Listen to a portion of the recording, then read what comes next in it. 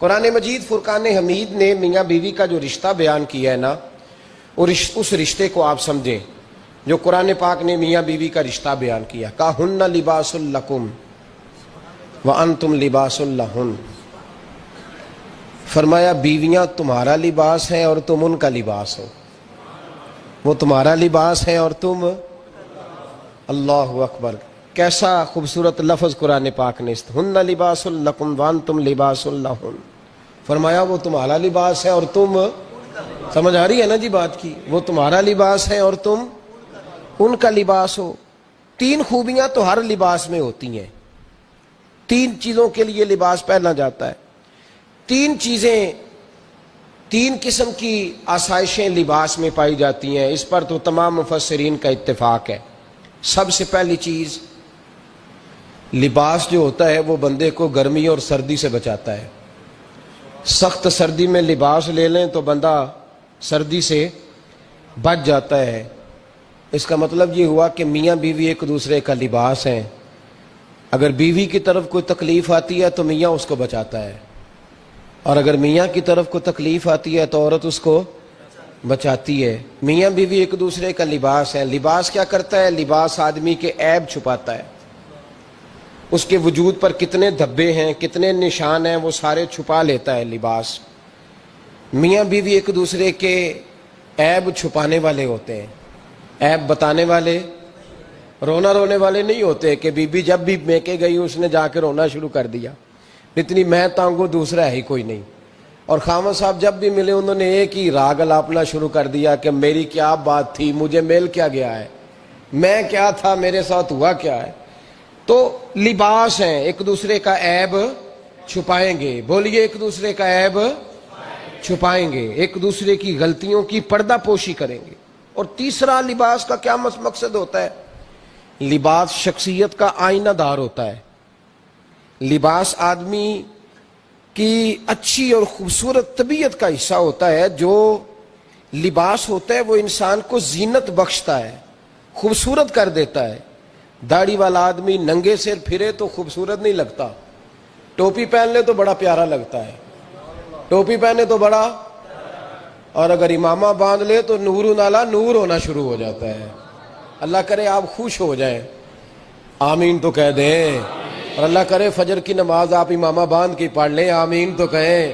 چلو کونی جنہ دی داڑھی نہیں انہوں نے رکھنی چاہیے، جنہ دی نہیں ہونا نو موضوع نہیں تھا، پر ہماری بھی مجبوری ہے، داڑھی آ ہی جاتی ہے، ہر موضوع میں شامل ہو جاتی، رکھنی چاہیے۔ سب یاد رکھیں، لباس آدمی کو زینت دیتا ہے۔ قرآن مجید کے لفظوں پہ غور کرو، اگر تو شادی کے بعد بیوی کے آنے کی وجہ سے خامد کو سکون نہیں ملا تو اس کا مطلب ہے اس نے گھر کو زینت نہیں دی، اور اگر شادی کے بعد اس بچی کو تحفظ نہیں ملا، اس کو اپنے گھر کے اندر سکون نہیں ملا، تو اس کا مطلب ہے خامد نے اسے زینت، اس لباس نے زینت نہیں دی۔ میاں بیوی ایک دوسرے کا لباس ہے، اس مقدس رشتے کو اسلام نے باندھا، اور لباس کہہ کے باندھا۔ میرے رسول کریم علیہ السلام نے پہلے تو خارجی لوگوں کو منع کیا ہے۔ میری ذاتی رائے یہ ہے کہ میاں بیوی کی ذاتی لڑائی کوئی بھی نہیں ہوتی، ذاتی لڑائی، میری باتوں کی سمجھ تو آ رہی ہے نا آپ دوستوں؟ کوئی نہیں آ رہی؟ اللہ جزا دے آپ۔ میاں بیوی کی ذاتی لڑائی کوئی نہیں ہوتی، ہوتا پتہ کیا ہے؟ لڑکے سے پوچھیں کہ بتائیں جناب کیا حال ہے، تو کہتے ہیں بیوی میری صحیح ہے، اس کے گھر والے نہیں صحیح۔ سنا ہے آپ نے بھی کبھی یہ لفظ؟ تو اسی طریقے سے اگر لڑکی سے پوچھیں کہ تیرا کیا حال ہے، تو کہتی ہے خامن تو میرا دھیان رکھتا ہے، اس کی اماں نہیں خیال رکھنے دیتی۔ تو لڑائی جو ہوتی ہے وہ تیسرے آدمی کی وجہ سے ہوتی ہے۔ تیری اماں آئی تھی تو اس طرح کہہ گئی، تو تیرا بھائی آ گیا تھا تو وہ یہ کہہ گیا، تیسرے فرد کی وجہ سے۔ میرے نبی کریم علیہ السلام نے تیسرے بندے کو سمجھایا ہے، تیسرے فرد کو حضور نے سمجھایا ہے۔ نبی پاک علیہ السلام نے فرمایا خبردار، ماں، بھائی، بیٹا، باپ سارے لحاظ کریں، بسنے دیں میاں بیوی کو۔ اگر شادی کر دیا تو ان کو سکون سے رہنے دو۔ تم دو جملے کہہ کے چلے گئے، کوئی عیب نکال کے جو چھپا ہوا تھا خامن کی نظر میں وہ نکال کے بتا دیا کہ تیری بیوی یہ کام بھی کرتی ہے، اب تم تو ہٹ گئے وہ بات کہہ کے، اب انہوں نے اکٹھے رہنا ہے، ان کی زندگی مصیبت کا شکار ہو گئی۔ آزمائش میں آ گئے وہ دونوں، ساری زندگی کڑتے رہے، ایک عیب نکال کے لڑکی کے گھر والے لڑکے کا اسے بتا کے چلے گئے تیرے خامد میں یہ عیب پایا جاتا ہے، وہ ساری زندگی کڑتے رہیں گے، تکلیف میں رہیں گے، انہوں نے تو کٹھے رہنا ہے۔ بتانے والا چلا گیا، میرے رسول کریم صلی اللہ علیہ وسلم فرماتے ہیں لعنتی ہے وہ شخص، لعنتی ہے وہ شخص۔ یا رسول اللہ کون سا؟ فرمایا جو بیوی کو مرد کے خلاف اکساتا ہے اور مرد کو بیوی کے خلاف اکساتا ہے، وہ لعنتی ہے، ملعون ہے، رحمت الہی سے دور ہے وہ شخص۔ انہیں قریب کرنے کی کوشش کر، تو ان کے اندر محبت پیدا کرنے کی کوشش کر۔ میرے نبی کریم علیہ الصلوۃ والسلام نے جب حضرت سیدہ فاطمہ الزہرا رضی اللہ تعالی عنہا اور جناب سیدنا علی المرتضیٰ رضی اللہ تعالی عنہ کی شادی کی تو نبی پاک نے دونوں کے سر جوڑے اور دونوں کے درمیان محبت کی دعا فرمائی، دونوں کے درمیان محبت کی دعا فرمائی۔ اور نبی پاک صلی اللہ علیہ وسلم حضرت فاطمہ کے سامنے جناب علی کے فضائل بیان فرماتے، اور جناب علی آتے تو نبی پاک فرماتے فاطمہ تو میرے وجود کا حصہ ہے، وہ تو میرے جگر کا ٹکڑا ہے۔ تو ان دونوں کے درمیان الفت پیدا۔ یہ سب سے پہلے تو خارجی لوگ اس بات کا خیال کریں، سب سے پہلے تو خارجی لوگ خیال کریں، توجہ دیں کہ ان کو بکھرنے سے بچائیں۔ اب میاں بیوی بھی سمجھ لیں کہ ہماری ذمہ داریاں کیا ہیں۔ مسند امام احمد بن حنبل میں حضرت ابو درداء رضی اللہ تعالیٰ عنہ سے حدیث مروی ہے، نبی کریم صلی اللہ علیہ وسلم کی بارگاہ میں ایک خاتون نے آ کے عرض کیا یا رسول اللہ صلی اللہ علیہ وسلم مجھے بتلائیے خاوند کا حق کیا ہے۔ یہ جو حدیث سنانے لگا ہوں نا، یہ بیٹی کو سنانی ہے، جا کے یہ ٹیلی فون کر کے بہن کو سنانی ہے، صرف بیوی کو سنانے کی نہیں ہوتی یہ چیزیں۔ یہ حدیث بیٹی کو سمجھائیں، بہن کو سمجھائیں، ان لوگوں کو سمجھائیں تاکہ، اور یہ یاد رکھیں خاوند کے حقوق اگر بچی کے گھر والے اسے سکھائیں نا تو اس کی سمجھ میں جلدی آ جائیں گے، اور بیوی کے حقوق اگر خاوند کے گھر والے اس کو سمجھائیں تو اس کی سمجھ میں بات جلدی آئے گی، وہ خیر خواہ سمجھتے ہیں اپنے رشتہ داروں۔ یہ والی حدیثیں ان لوگوں کو سنانی چاہیے جن لوگوں کا بچہ ہے یا بچی ہے، متعلقہ آدمی حقوق بیان کرے۔ جب متبادل چیز کسی کے سامنے آتی ہے تو وہ کئی دفعہ سمجھتے ہیں کہ خلوص اس میں پورا نہیں پایا جاتا۔ حضرت ابو درداء رضی اللہ تعالیٰ عنہ فرماتے ہیں ایک خاتون حضور کی بارگاہ میں آئی، عرض کرنے لگی یا رسول اللہ صلی اللہ علیہ وسلم میں نکاح کرنا چاہتی ہوں، شادی کرنا چاہتی ہوں، مجھے بتلائیے خاوند کا حق کیا ہے، اگر تو میں ادا کر سکتی ہوں تو میں نکاح کروں ورنہ میں اس کام سے بچوں۔ میرے نبی کریم علیہ الصلوۃ والسلام نے فرمایا بی بی اگر خاوند کے ناک سے رینٹ نکلے، ریشہ نکلے، پیپ بہے اس کی ناک سے، اور بی بی اپنی زبان سے وہ صاف کر دے تو پھر بھی اس کا حق ادا نہیں ہوتا۔ حضرت ابو درداء کہتے ہیں آنکھ کھول کے اس عورت نے دیکھا تو میرے نبی پاک نے اگلے جملے ارشاد فرمائے، حضور نے فرمایا تو ان باتوں میں حیرت کر رہی ہے، میں اگر خدا کے علاوہ کسی کو سجدے کا حکم دیتا تو میں عورت کو کہتا اپنے خاوند کو سجدہ کرے، میں اس کو کہتا یہ کام کرے۔ میرے رسول کریم علیہ الصلوۃ والسلام نے حقوق کا تعین فرمایا، حقوق کا تعین فرمایا، اور نبی کریم صلی اللہ علیہ وسلم نے فرمایا جو عورت اس حال میں مر گئی، اس حال میں دنیا سے گئی کہ اس کا خاوند اس سے راضی تھا، اس کا شوہر اس سے راضی تھا، اس کا گھر والا اس سے مطمئن تھا، تو میرے نبی پاک فرماتے ہیں جب دنیا سے جائے گی تو رب کریم جنت کا دروازہ کھول کے فوراً ہی جنت میں داخل فرما دے گا، اس کو بغیر روک ٹوک جنت دے دی جائے گی۔ شرط یہ ہے کہ وہ جب دنیا سے جائے تو اس حال میں جائے کہ اس کا خاوند اس سے شکوے نہ کرتی پھرے، شکایتیں نہ کرتی پھرے، شکایتیں نہ کرے۔ ہمارے زمانے میں شکایتیں ہوتی ہیں اور خواتین، عورتیں اس بات کو سمجھتی نہیں کہ اللہ نے جو میرے نصیب میں رکھا تھا اور جو خاوند رب نے میرے لیے پسند کیا تھا وہ اللہ نے مجھے عطا فرما دیا ہے۔ وہ شکوے کرتی ہیں، شکایات کرتی ہیں، اور دوسری عورتوں کو سامنے رکھ کے وہ فلاں کے حصے میں یہ چیز آئی، فلاں کے حصے میں یہ چیز آئی، فلاں کا خاوند یوں کرتا ہے، شکوہ کرتی ہیں۔ میرے رسول پاک علیہ السلام نے فرمایا عورتیں کثرت سے جہنم میں جائیں گی، کثرت سے۔ تو ایک صحابی رو پڑے، ایک حدیث میں لفظ یہ ہے رو پڑے، عرض کرنے لگے یا رسول اللہ وہ ہماری مائیں بھی ہیں، بیٹیاں بھی ہیں، بہنیں بھی، حضور جہنم میں جائیں گی؟ نبی پاک صلی اللہ علیہ وسلم نے فرمایا ایک تو وہ عیب جوئی کرتی ہیں، غیبتیں کرتی ہیں، دوسرا رب کا شکر ادا نہیں کرتی، اور تیسرا فرمایا اپنے خامن کا بھی شکریہ ادا نہیں کرتی، بات بات پہ ناشکری کرتی ہیں، بات بات پہ ناشکری کرتی، اس سبب سے جہنم میں جائیں۔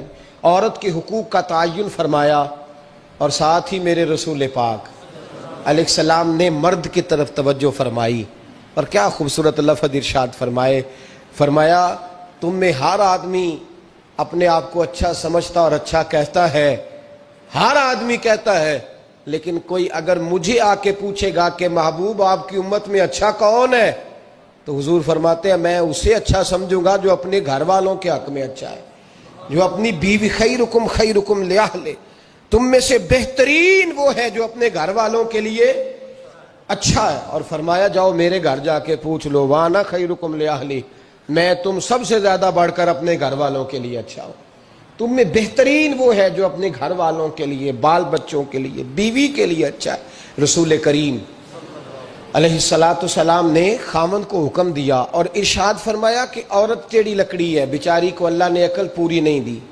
ایک بچہ چھوٹا ہوتا ہے، ہمیں پتہ ہوتا ہے کہ اس کا شعور پورا نہیں، اگر کوئی غلطی کرے تو کیا اسے نکال دیا جاتا ہے گھر سے؟ بولے، چھوٹا بچہ ہے، وہ کئی دفعہ بڑا نقصان کر دیتا ہے، آپ کیا کہتے ہیں؟ اسے مارتے ہیں، کلاڑی لے آتے ہیں اس کے لیے؟ اس طرح کرنا چاہیے، اس کے ابے کو بلا لینا چاہیے، بےزتی کرنی چاہیے پنچایت میں بٹھا کے کہ یہ غلطی کی ہے تیرے بچے نے۔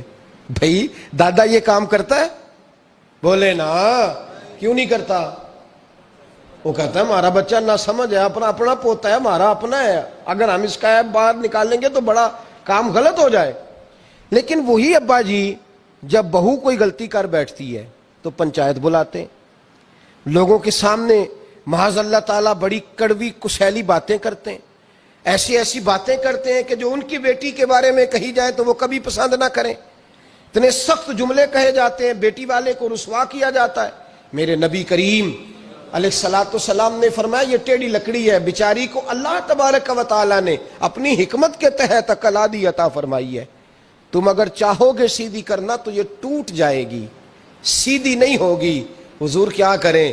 فرمایا اس کے ساتھ گزارا کرو، اللہ تمہیں اجر عطا فرمائے گا، اس کے ساتھ وقت گزارو، اللہ تمہیں اس کا، یہ ذہن بنانا چاہیے خاوند کو کہ یہ، اور خاوند کی ذمہ داری ہے۔ اعلیٰ حضرت رحمۃ اللہ علیہ نے فتاوی رضویہ کی 24ویں جلد میں بالتفصیل لکھا ہے، آپ فرماتے ہیں خاوند کی ذمہ داری ہے عورت کو کپڑا فراہم کرنا، روٹی فراہم کرنا، رہنے کے لیے گھر دینا، نان نفقے کا خیال کرنا، اور آپ فرماتے ہیں اگر وہ مطالبہ کرے تو ہفتے میں ایک دن اس کے ماں باپ سے ملانے بھی لے جا سکتا ہے، ہفتے میں، جی کوئی نہیں بول دے تسی، ہفتے نہیں، یہ نہیں صحیح لفظ، ہر ہفتے اے سوکھ ہے، کدوں ملان کھڑنا ہے؟ پاویں نہ بولو، گل جڑی سچی ہو تے سچی ہے، ملان کدوں لے جانا ہے؟ اچھا اپنی اماں نو روز ملتا ہے سویرے شام، تے وہ کہندی مینوں بھی اماں نو ملا لیا، تے کہندا روز نہیں جائیدا، تو تم بھی نہ مل اپنی اماں نو روز بھائی۔ دیکھیں نا اعلیٰ حضرت فرماتے ہیں ہفتے میں ایک دفعہ ماں باپ سے، بولے،